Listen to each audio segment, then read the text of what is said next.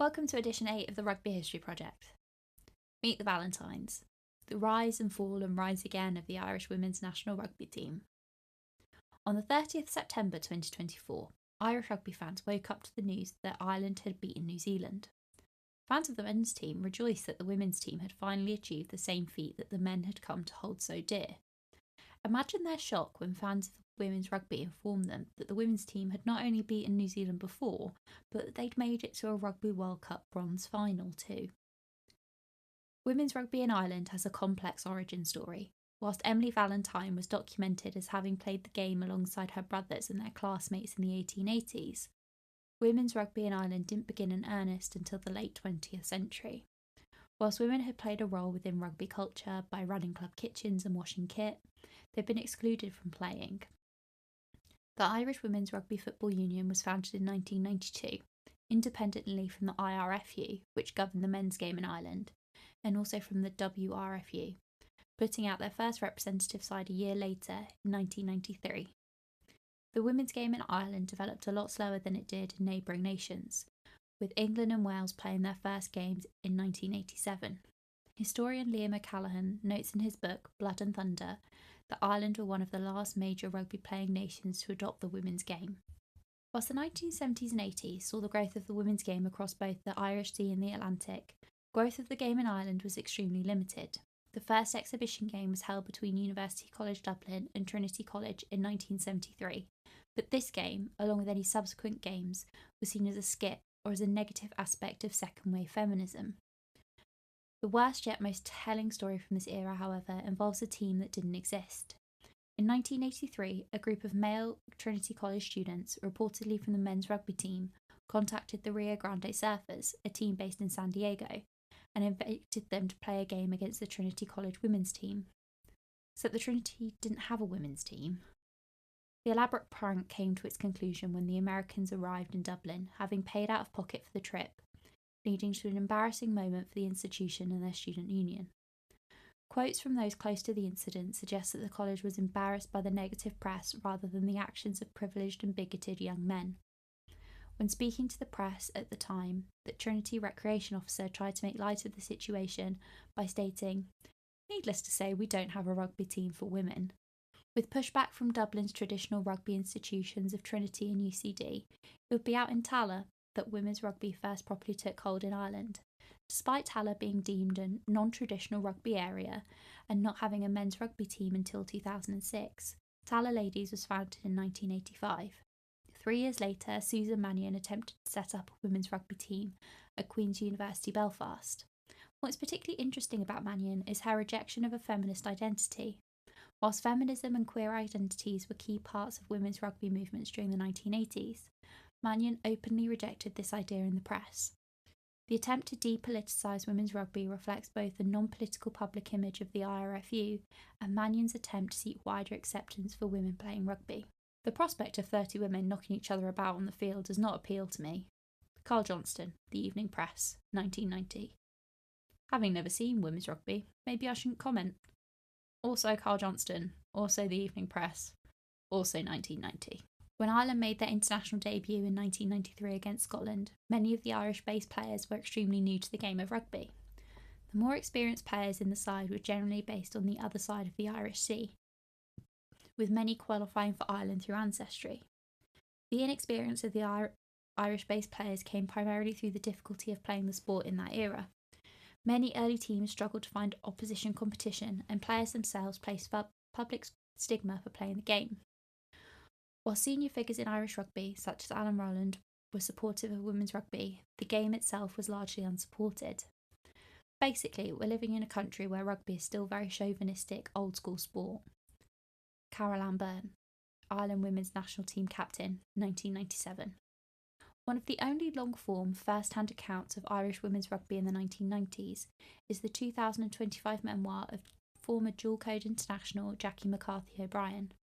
Titled We Made It Kid, the book follows O'Brien from her difficult childhood to her debut for the Irish national soccer team, her retirement and subsequent adoption of the Code of Rugby Union. O'Brien was the first black woman to play for Ireland in both soccer and rugby union, switching codes after being assaulted by soccer coach Mick Cook. O'Brien describes both the national rugby team environment as well as her club and provincial sides as supportive of both her as a single mother and as a queer woman, two things which were not widely accepted in Ireland, or the national soccer team, at the time. O'Brien's teammates' family members would often babysit O'Brien's children, allowing her to play worry-free. O'Brien's memoir not only details the positives of being a female rugby player in Ireland at the time, but also the negatives. Long travel for weekly matches, low attendances, and most importantly, a pay-to-play model for the national team. Gaining 13 caps for the national team, O'Brien was required to pay for the overseas tournaments she took part in, including the 1994 European Championships and 1997 Rugby World Cup. O'Brien retired from international rugby in 1997 and all forms of rugby the following year. The mid-1990s saw the advent of the Women's Home Nations. Unfortunately for Ireland, they recorded a third place finish in 1996, and then 2 consecutive wooden spoons. In 1997, European giant France joined the competition, resulting in yet another bottom of the table finish for Ireland. With little domestic support, the IRFU decided to withdraw from the Five Nations in order to develop the domestic game. During their 2-year hiatus from the competition, the IRFU affiliated themselves with the IRFU. Whilst this meant that the IRFU now had some interest in the women's game, they still did not run the game. 2002, Ireland re-entered the competition, creating the Women's Six Nations, but unfortunately they would continue to sit in the bottom half of the table until 2010. The IRFU would continue to govern the women's game until 2009, upon which the IRFU assumed full control. It had become the norm for amateur women's unions to cede control to the professional organisations, with Welsh, Scottish and English women's rugby doing the same in this era. During a period of global economic turmoil, women's rugby and their dedicated unions were being held back by small cash flows, a small profile and few opportunities. The merging process was not without its hiccups. Infamously, the IRFU's subpar travel arrangements left the team exhausted prior to their away fixture against France. Upon reflection, it could be fair to say that the control lost by experienced and dedicated servants of the women's game did cause problems in the long term. However, by merging with a much larger national union, women's rugby in Ireland, for a period, was able to reap rewards. Travel for away games was done, often on a shoestring, to the detriment of performance. Most notable was the trip to Pau to play France, where the team flew to Paris, got stuck in rush hour traffic, missed a train and had to take an overnight train to Bordeaux, a trip where there was nowhere suitable to sleep, especially not for athletes competing at an international level the next day. They got 3 hours sleep in their hotel before running out against their opponents. Alvo Arnolan, 2024. 2013 would turn out to be a seminal year for the Irish team. The team had firmly been considered to be the best of the rest for several years, consistently able to pummel the likes of Scotland, but unable to put away the tournament's perennial winners England and runner-up France. Off the back of discussions following the 2012 travel issues, 2013 saw Ireland achieve a feat the women's team had never accomplished, the Six Nations Grand Slam. With professionalism yet to make major changes to women's rugby and England undergoing their own governance changes, Ireland were able to utilise a golden generation of players, along with structural changes such as the reintroduction of the Irish Exiles programme and the advent of an interprovincial series, to retrieve 5 straight wins. Connacht wing Alison Miller scored a tournament high of 5 tries, whilst Munster's stalwart fullback Niamh Briggs recorded 43 points. Other standout players from the Irish team included prop Fiona Coughlin, lock Sophie Spence, back row duo of Claire Molloy and future international referee Joy Neville, and a centre partnership of Jenny Murphy and Lynn Cantwell. After a close win over rivals Wales, Ireland shocked many by holding England pointless in their second match. Ireland would go over to record wins over Scotland and France before celebrating a narrow win over Italy and Milan on a very muddy St Patrick's Day. 2 years later, Ireland would go on to win both the Six Nations and the Triple Crown, although they fell short of a repeat Grand Slam due to a 5-10 loss to defending champions France. In Ireland's second match of the tournament and their first home game, Ireland not only battled their opponent but also their own grounds. Whilst the men's side had moved into the newly built 50,000-seat Aviva Stadium in Dublin's prestigious Dublin 4 postcode in 2010, the women's side played their home international test matches at a grassroots club in County Meath.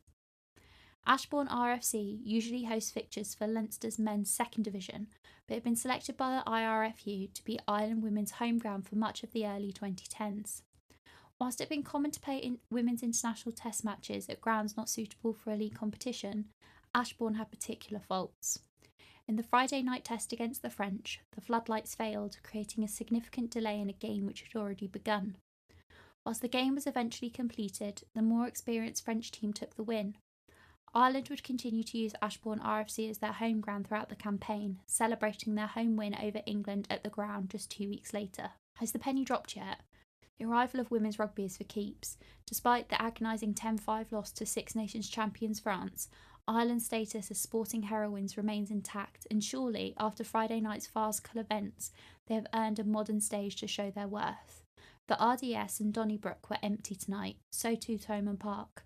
A healthy crowd of about 2,100 crammed into the Meath venue. Lots of French visitors sniggering at Ireland's inability to play a test match in a proper stadium. Gavin Kaminsky, 25th. The Rugby World Cup often carries heavy expectations for Irish rugby fans, with fans of the men's team often caught unawares when their team traditionally exits the tournament during the quarter-finals. However, the 2014 Rugby World Cup gave the Union their best ever result for a senior side. The national team had taken part in every single edition of the Rugby World Cup apart from the first in 1991, which had predated the team's debut. Prior to 2014, the team didn't exactly light the world on fire. However, with their Grand Slam winning team, they were able to achieve something neither Irish senior team have done before or after, playing a third-place playoff game. Ireland had a difficult draw, playing against Asian powerhouse Kazakhstan, former champions the USA, and reigning champions New Zealand. Aotearoa had not lost a match at the World Cup since 1991 and were on a 20-match winning streak prior to their first ever game against the Irish on the 5th of August 2014. In an upset for the ages, Ireland beat New Zealand 17-14, with Alison Miller try that would go on to become legendary. Topping their group, Ireland advanced straight to a semi-final against eventual tournament champions England. Whilst Ireland went on to lose their final 2 games of the competition, they ended up with a 4th place finish and bragging rights of having a 100% win rate over the Black Ferns. Following the success of the 2014 World Cup and 2013 and 2015 Six Nations, many fans were hopeful that this could be the start of a dynasty, especially as the country was set to host the 2017 Rugby World Cup. In reality, the chances of success at a home World Cup had begun to dwindle in the same year in which the team had beaten the Black Ferns for the first time. Fans of the team have suggested that the hiring of high-performance director David Nucifora in 2014 can be linked to the downturn of performance of the women's 15s team. The admission of rugby sevens into the Olympics resulted in many unions and their countries' respective Olympic committees funding professional or semi-professional contracts and funding for women's rugby sevens. The exact level of preference given to sevens over 15s in Ireland in the decade following 2014, however, is notable. One of Nucifora's leading legacies at the IRFU was the increased funding for rugby sevens in Ireland. From the outside, this sounds like a great premise, funding a short-form version of the sport and eventually allowing a select group of female athletes to benefit from professional contracts. In reality, the bias towards sevens aided in hampering the development of the women's game in Ireland, and as a result, the national team. Unfortunately, whilst England and France began investing in broader aspects of the women's game, Ireland did not outside of its sevens programme, leading them to fall behind its counterparts. The 2017 Rugby World Cup, in hindsight, was not the best showing of the sport, with contracting crowds in comparison to 2014, criticism from players surrounding the organisation, and general lacking of any spectacle. All of the pool stage was held at University College Dublin, with players given on-campus accommodation. There was poor communication at the venue, which led to crowds far smaller than the ticket sales would suggest. Even more disappointing was the result from the national side, as a loss against France and close wins over Australia and Japan resulted in them not advancing to the semi-finals, instead settling for an 8th place finish, narrowly missing out on automatic qualification for the 2021 Rugby World Cup. The failure to secure an automatic qualifying spot for the next World Cup led to head coach Tom Tierney's resignation. Following this, the IRFU advertised the position as a part-time role. The years following the 2017 Rugby World Cup could be described as the darkest in Irish women's rugby history. Poor conditions at events such as Super Series in 2019 and the Interpros in 2021, as well as the disastrous 2020 jersey launch, shone a light on the underlying values of the IRFU and their thoughts on women's rugby. The 2021 Interpros were perhaps the most egregious. With the highest level of the women's domestic game in Ireland classed as non-elite under COVID-19 regulations, players from Ulster and Connacht were forced to change in a gazebo rather than actual changing rooms prior to their clash in Dublin. Located in a car park, the players were prepared for their game near the industrial-sized bins, complete with fairy supporters running around their feet. Players took videos which made their way to Twitter, resulting in a PR disaster for the IRFU. A year previously, the IRFU had come under fire for hiring female models to showcase their new kit, whilst male players Conor Murray and Bundy Aki were used to showcase the men's kit. The most memorable part of this period, however, was the team's failure to qualify for the 2021 Rugby World Cup in Aotearoa, New Zealand. Ireland had been to every World Cup, bar the first edition in 1991, and IRFU bigwigs had been confident of their qualification. The initial qualification window had been delayed due to COVID-19, but was eventually held in 2021 following the delay of the World Cup itself. Woefully underprepared and receiving little support from their union, Ireland faced a narrow loss to Rugby Europe's perennial champion Spain and to another Six Nations counterpart Scotland. Whilst Ireland managed to beat eventual qualifiers Italy, it was not enough to secure their qualification. Whilst it had always been unusual for every Six Nations team to secure qualification to the Rugby World Cup due to the size of the competition, the fallout from Ireland's non-qualification was severe. Following a series of internal reviews held by the IRFU and a change in coaching staff, Director of Women's Rugby, Anthony Eddy, attempted to blame the players themselves for non-qualification, and Captain Ciara Griffin announced her retirement aged just 27, insinuating in her announcement that the team's failure to qualify for the World Cup was the catalyst. With scandals rising, the players themselves decided to speak out. 59 active and retired players wrote a letter to the Irish government expressing their concern and a loss of trust in the IRFU. The IRFU refuted all claims made by players in their letter. The manner in which the IRFU reacted to the players' concerns represented perfectly how the IRFU treated its female players: dismissive, infantilising and uncaring. One player in particular was punished for her thoughts. Hooker Cliona Maloney had been a shining light for a troubled Irish squad.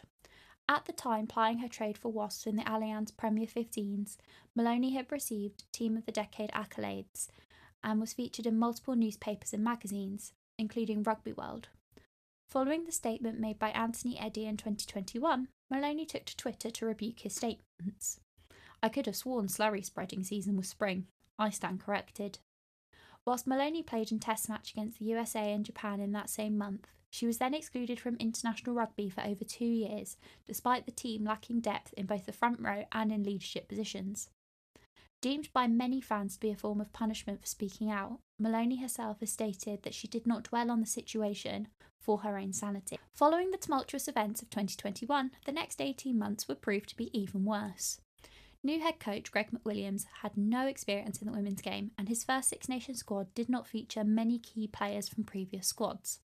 Fielding a young and inexperienced side in their first game, Ireland initially struggled in the competition, especially coming up against a newly professional Welsh side.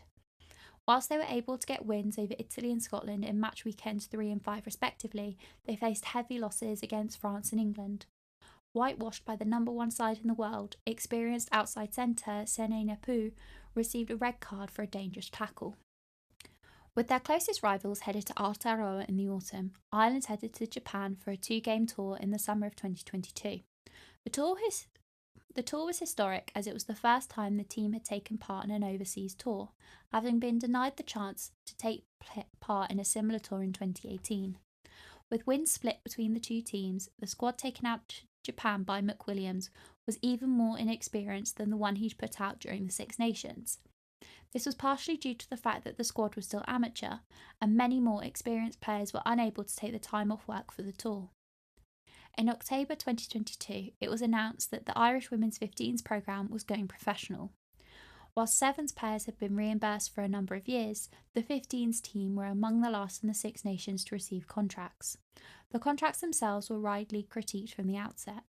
37 contracts were offered in total across the 15s and 7s programme, but only 29 were taken up by players. Offered between 15 and 30,000 euros, players were required to train in Dublin, blocking those who played in the PWR, and to train on a full-time basis with no provision for those unwilling to give up their non-rugby related careers. Of note, then captain Nicola Friday was not one of those receiving a professional contract.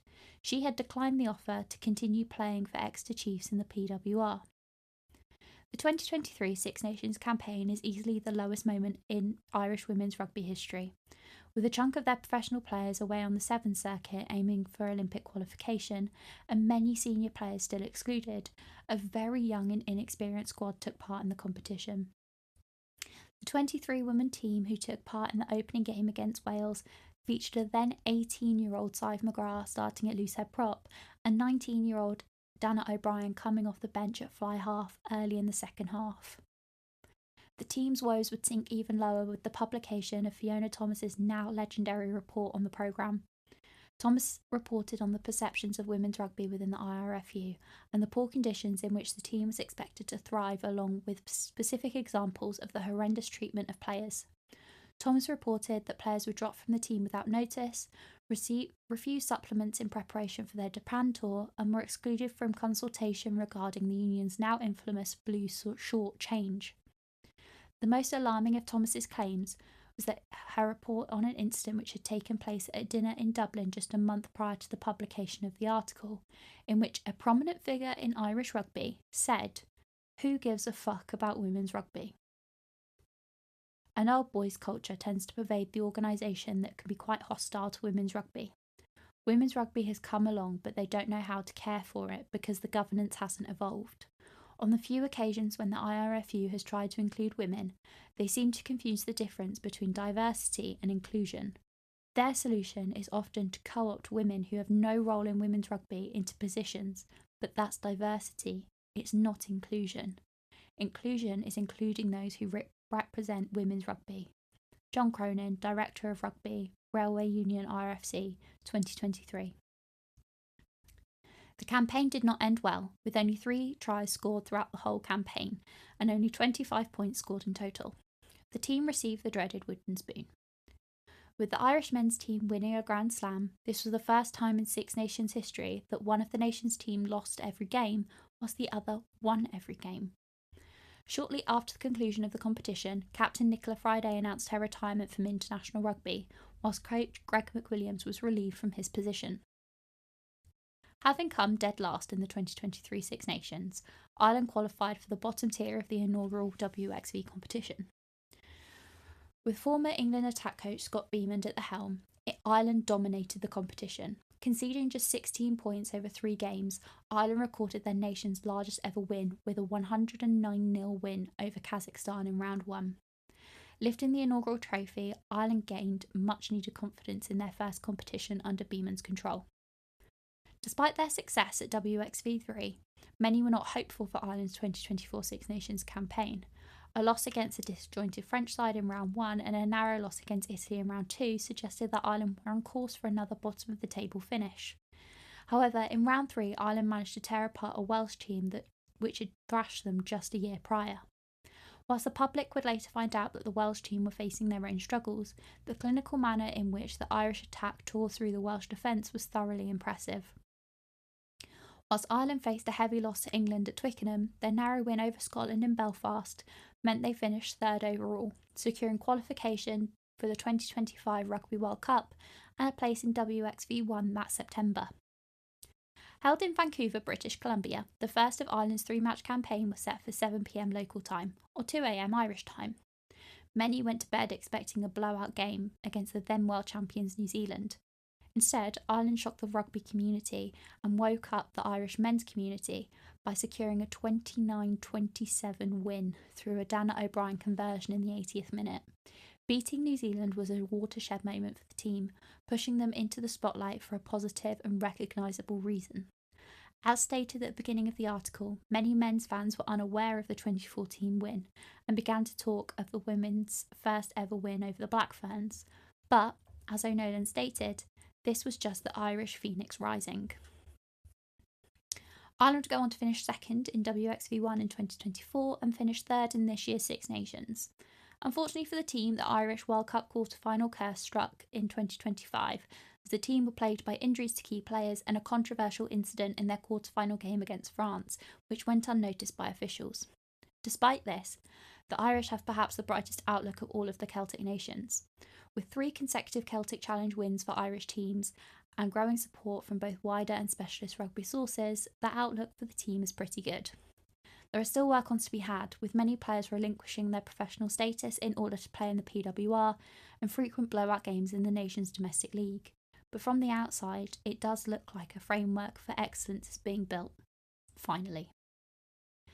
I hope you've all enjoyed the 8th edition of the Rugby History Project. Firstly, I have to thank Alva O'Nolan from the Irish Women's Supporters Club for the help and her resources and just generally existing. Her blog and podcast, Madaraka, are available and they are absolutely invaluable, as I mentioned, especially with the hole left behind by Scrum Queens since that closed. Secondly, if you would like more regular updates, please check out my Instagram, Twitter and or Blue Sky. Obviously, you're listening to the audio version, so please make sure to rate and to follow the podcast as well.